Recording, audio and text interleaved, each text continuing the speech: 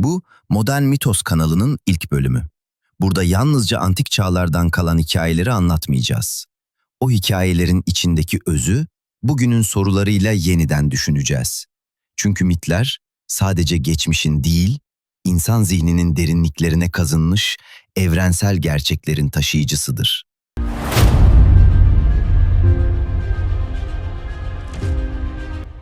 Onlar zamanla silinmeyen izler bırakır.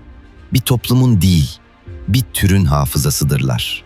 Korkularımızın, hayallerimizin, zaaflarımızın kadim yansımalarıdır.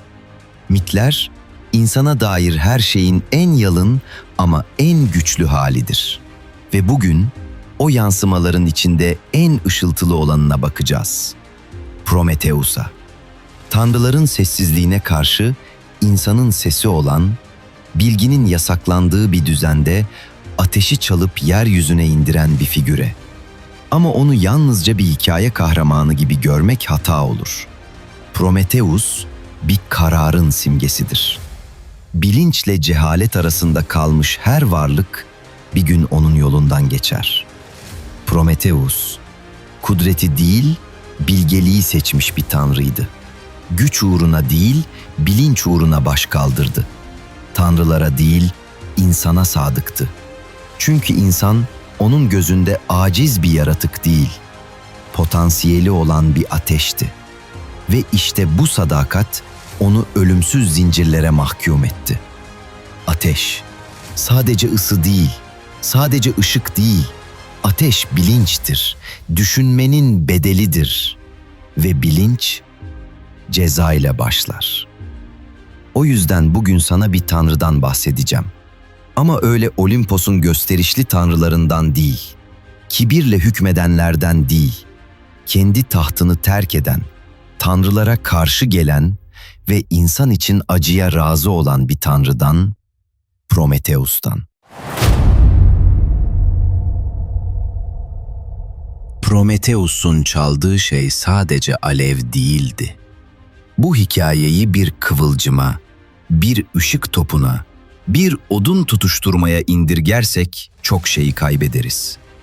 Çünkü antik Yunan'da ateş sadece bir element değil, bir devrimdi. Tanrılarla insanlar arasında çekilmiş çizginin ötesine geçmenin sembolüydü. Ve bu çizgi sadece gökte değil, insanın kendi içindeydi. Ateş bir ısı kaynağından fazlasıdır. O, karanlıkta görülemeyeni görünür kılar. Sadece nesneleri değil, düşünceleri de aydınlatır. Çünkü ateş, aklın metaforudur, bilinçtir, teknik bilgidir, kültürel yaratımdır. Ve Prometheus bu ateşi çaldığında sadece donmuş toprakları ısıtmadı, zihni uyandırdı. Yunanlıların tekne dediği o kadim kavram, yalnızca el ustalığını değil, yaratıcı aklı da kapsar. Yazmak, düşüncenin simgelerle ölümsüzleşmesi. Hesap yapmak, zamanı, mevsimi, düzeni anlamak. Mimari, doğaya karşı bir bilinçle yapı kurmak. Tarım, bunların hepsi ateşle birlikte geldi. Aeschylos'un Prometheus Bound eserinde zincire vurulmuş Prometheus, tanrılara değil, insana seslenir ve şöyle der: "Sayı saymayı ben öğrettim. Harfleri ben verdim. Rüyaları anlamlandırmayı, hastalıkları iyileştirmeyi, hepsi benden." Düşünsene, sadece fiziksel değil, ruhsal karanlıktan da kurtulmak. İnsan artık yalnız değildi. Bu yüzden Prometheus, sıradan bir mitolojik figür değil. O, insanlığın yürüyen vicdanıdır. Bilgiyi tek elden kurtaran, kutsalı sır olmaktan çıkaran, ölümlüye tanrısal bir kıvılcım veren kültür kahramanıdır. Onun yaptığı şey, bir sınırı ihlal etmek değil, o sınırın varlığını sorgulamaktı. Antik dünyada tanrılara ait olduğu varsayılan güçleri ölümlülerle paylaşmak sadece bir suç değil, aynı zamanda bir felsefi başkaldırıdır. Çünkü Prometheus güç değil, anlam dağıttı.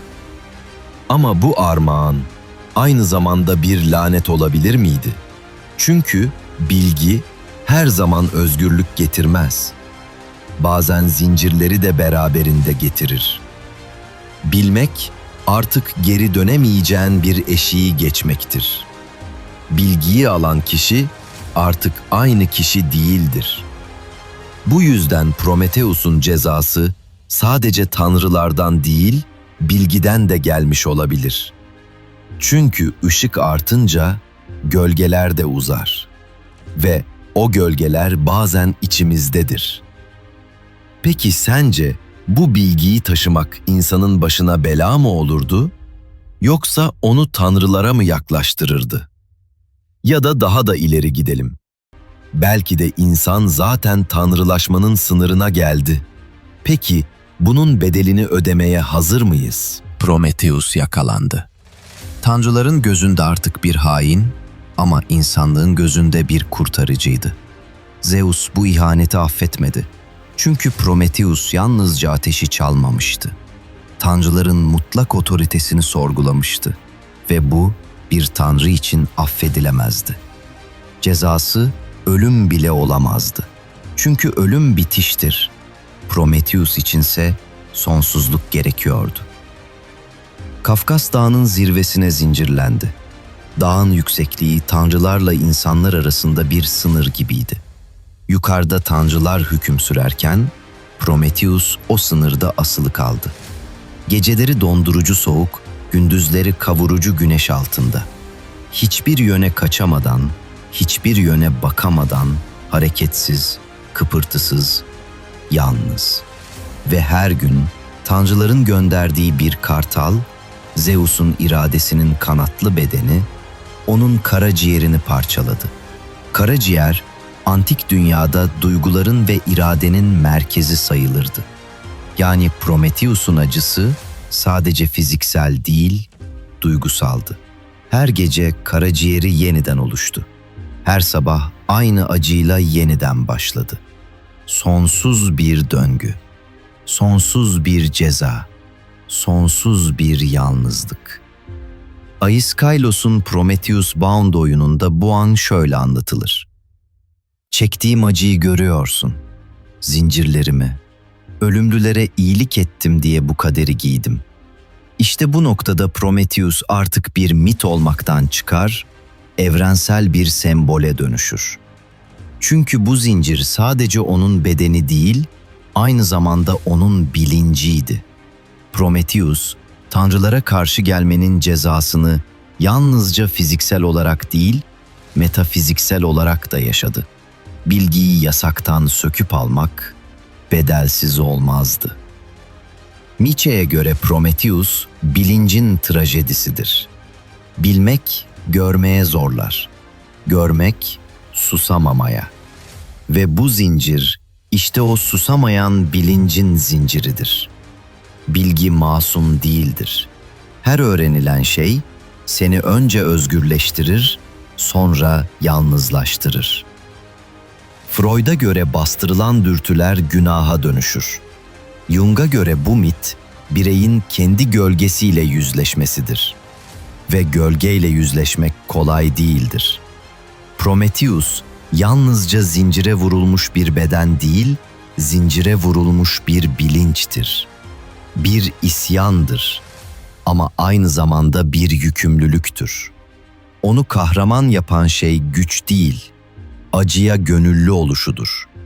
Kendi iradesiyle bu kaderi kabul etmesidir. Çünkü bilgiye inandı ve inanç bazen kendini ateşe atmak demektir. Çünkü irade ile acı bir kez birleştiğinde zaman artık sadece geçmez, derinleşir. Dakikalar ağırlaşır, günler sonsuzlaşır. Bu yüzden Prometheus'un cezası sadece geçmişte yaşanmaz. O acı hala buradadır.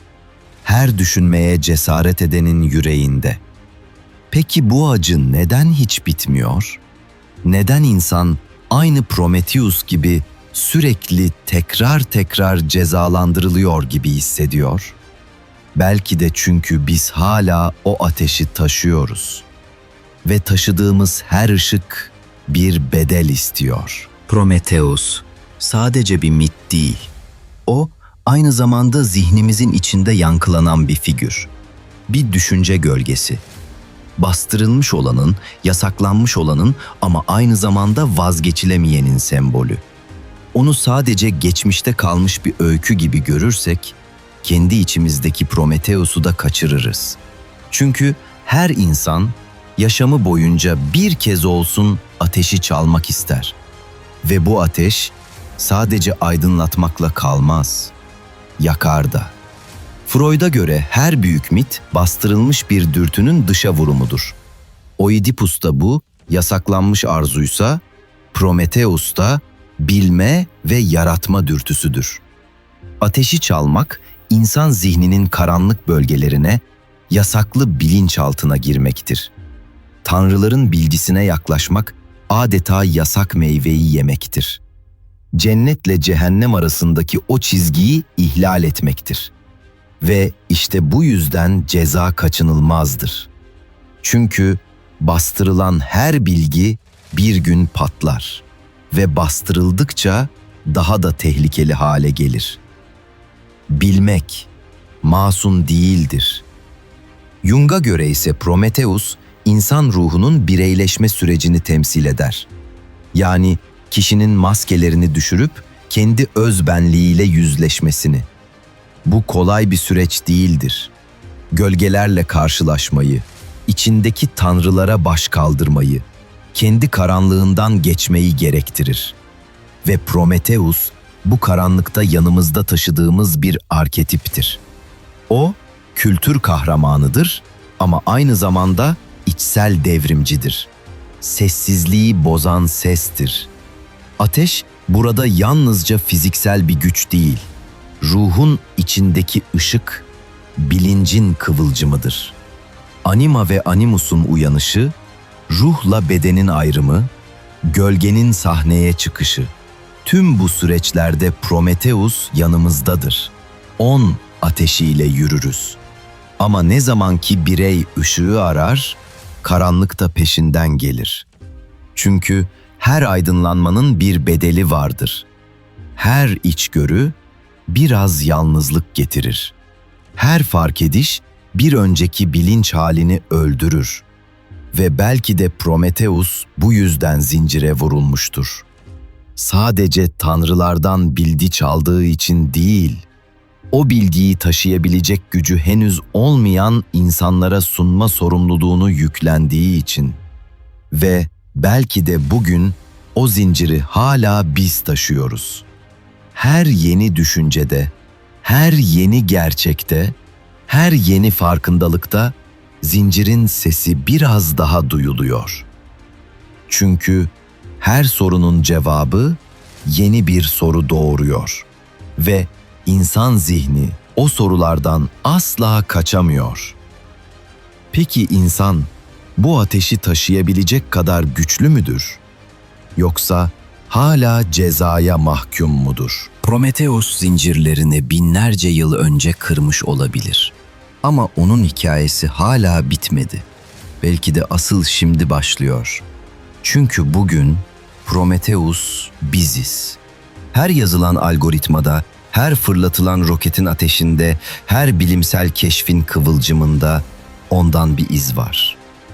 Her yeni teknolojiyle, her satır kodla, her icatla tanrılardan bir parça daha çalıyoruz. Ve o çaldığımız parçaların adı artık ateş değil, yapay zeka, genetik mühendislik, atom enerjisi, dijital bilinç, sentetik yaşam. Bilginin sınırları kalktı ama sorumluluğun ağırlığı kaldı.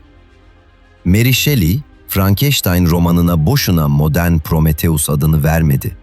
Çünkü Victor Frankenstein da Tanrı'nın rolüne soyundu. Can derdi. Yaratma arzusuyla harekete geçti ama sonucunu kontrol edemedi. Tıpkı bizler gibi. Biz de bilgiye ulaşıyoruz ama ne yapacağımızı bilmiyoruz. Bu yüzden her şey ışıkla başlıyor, sonra gölgede kayboluyor. Peki bugünün Prometheus'ları kim? Sistemin dışında kalan bilim insanları mı? Gerçeği ortaya çıkaran gazeteciler mi? Verileri açığa çıkaran hacktivistler mi? Yoksa sadece doğru olanı söylediği için cezalandırılan, susturulan, dışlanan her birey mi? Ateş hala bizde ama yanmayı göze alıyor muyuz? Bilgi ne zaman lanete dönüşür, ne zaman bizi özgürleştirir? Tanrılarla aramızda hala bir sınır var mı? Yoksa çoktan o sınırı geçtik de farkında mı değiliz? Belki de artık Prometheus zincirli değil. Belki o zinciri biz takıyoruz kendimize. Korkularımızla, tembelliğimizle, suskunluğumuzla. Çünkü bilgiye ulaştık ama cesarete hala açız. Ve en tehlikeli şey budur. Bildiğin halde susmak. Gördüğün halde bakmamak. Anladığın halde adım atmamak. Artık Prometheus'un zinciri Kafkas Dağı'nda değil. O zincir bizim bileklerimizde. Bilgi parmaklarımızın ucunda. Ama cesaret kalbimizde hala eksik. Ve şimdi bu mitin son sorusu sana. Tanrılardan çaldığımız her bilgiyle biraz daha Prometheus oluyoruz. Peki sence o zinciri gerçekten kırmak neye mal olurdu? Bu seride yalnızca mitleri anlatmadık. Onların içimizde yankılandığı yerlere baktık. Prometheus'un hikayesi insan olmanın bedelidir.